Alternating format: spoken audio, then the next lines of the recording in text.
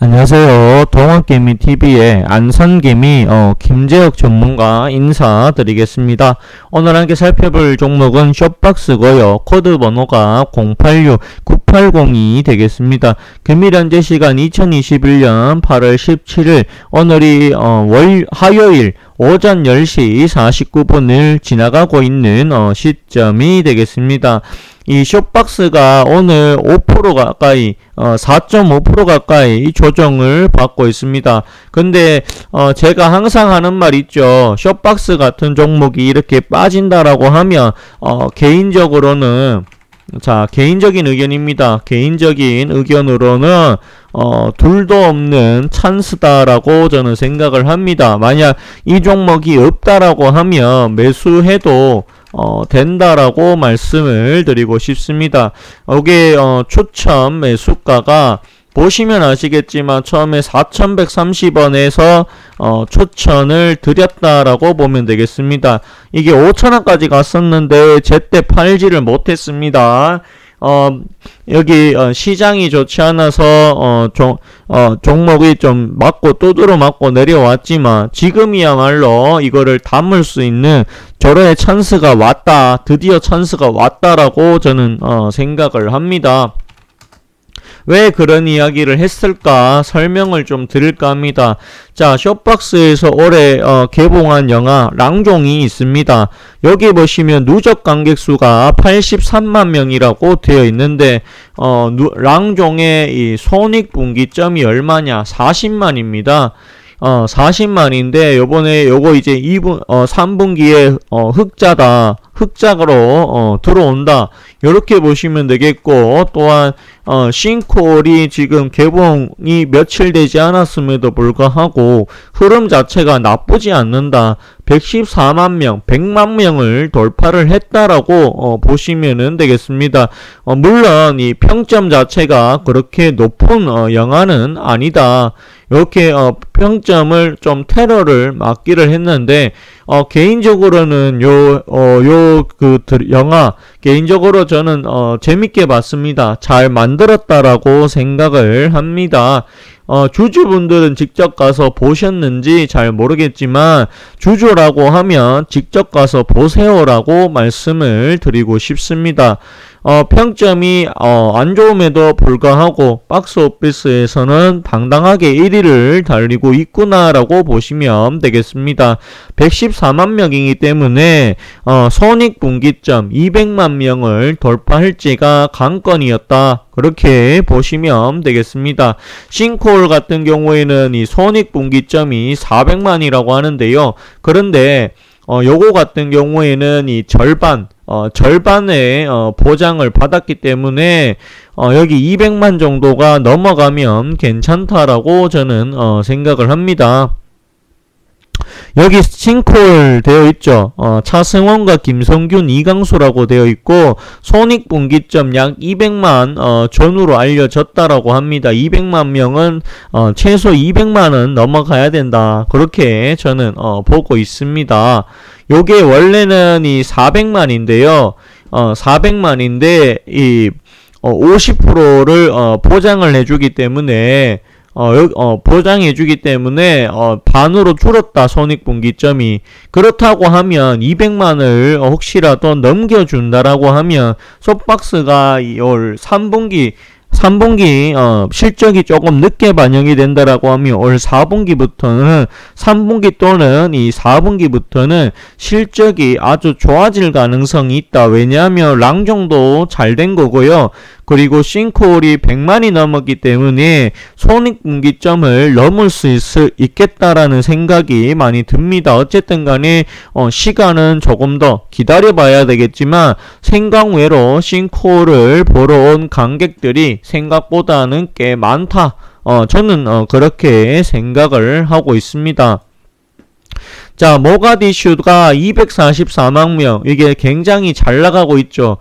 싱크홀도 200만을 향해서 달려가고 있는 것으로 보여집니다. 근데 숏박스는 이게 끝이 아니다. 올 하반기에 비상선언이라고 하는 영화가 또 개봉이 된다라고 합니다. 여기 보시면은 랑종 그 다음에 싱크홀은 여기 현재 상영작이고요. 라인업을 보시게 되면 올 연말에 비상선언이 나올 수도 있다라고 합니다. 송강호, 이병헌, 전도연, 김남길, 임시양, 김소진, 박해준이 나온다라고 하네요. 요게 이제 배우빨이 있어가지고 제작비가 비싸도 올 하반기에 개봉을 된다라고 하면 백신 접종률이 올라가고 있는 것만큼 영화계에는 사람들이 올 것이다. 저는 그렇게 생각을 합니다. 또한 시민 덕희, 라미랑, 공명, 여매랑, 박병훈, 장윤주, 이무생, 안은진, 그 다음에 압구정 리포터, 마동석, 정경호, 오나라, 오연서, 그 다음에 야차, 설경규, 박혜수라고 되어 있는데 이거를 이제 넷플릭스와 계약을 했다 라고 하는 부분이 존재합니다. 그리고 휴가, 신민아, 김혜숙, 사흘, 박식량, 이민기, 그리고 이 이상한 나라의 소학자가 올 하반기에 나올 수 있다라는 이야기도 있습니다. 최민식, 김동이라고 되어 있는데요. 만든 거는 다 만든 걸로 알고 있습니다. 그런데 코로나 역시나 코로나19 때문에 개봉 시기가 관건이다. 그렇게 보여집니다. 이상한 나라의 수학자, 요게 보시면은 117문짜리 2020년에 개봉이 됐어야 하는데 코로나 때문에 연기가 되었다. 이렇게 보면 되겠습니다. 최민식, 김동희, 박병은, 박혜준, 조윤서 이렇게 나온다라고 봅니다. 개인적으로 이것도 재밌지 않을까 그런 생각이 많이 듭니다. 어쨌든 이 숍박스의 주가가 빠졌습니다. 빠졌다라고 하면 겁먹지 마시고요. 오히려 더 담아 보십시오. 분명히 좋은 결과가 나올 거다. 영화 반응이 나쁘지 않고 잘 되고 있는데 숍박스의 주가가 내려갈 이유가 있을까라고 봤을 때 저는 없다라고 봅니다. 이거는 시장의 문제다. 시장이 좋지 않다 보니까 주가가 밀리는 것이지 숍박스에 문제가 있는 것이 아니다. 그렇다고 하면 이거는 찬스로 이용을 해야 되는 거지. 숍박스에 대해서 크게 우려를 해서는 안 된다. 오히려 지금이 찬스다. 둘도 없는 찬스다. 없다라고 하면 요런 종목들은 담아도 괜찮다라고 저는 생각을 합니다. 시장이 조금만 좋아진다라고 하면 숍박스는 크게 갈 수가 있다라고 저는 그렇게 생각을 하고 있습니다. 자, 코로나19 이 백신 이 접종률을 좀 볼까 합니다. 44%까지 올라갔다. 이제 50%에 가까워지고 있다라는 게 눈에 들어옵니다. 저도 어제였죠. 어제 이 백신 접종을 신청을 했습니다.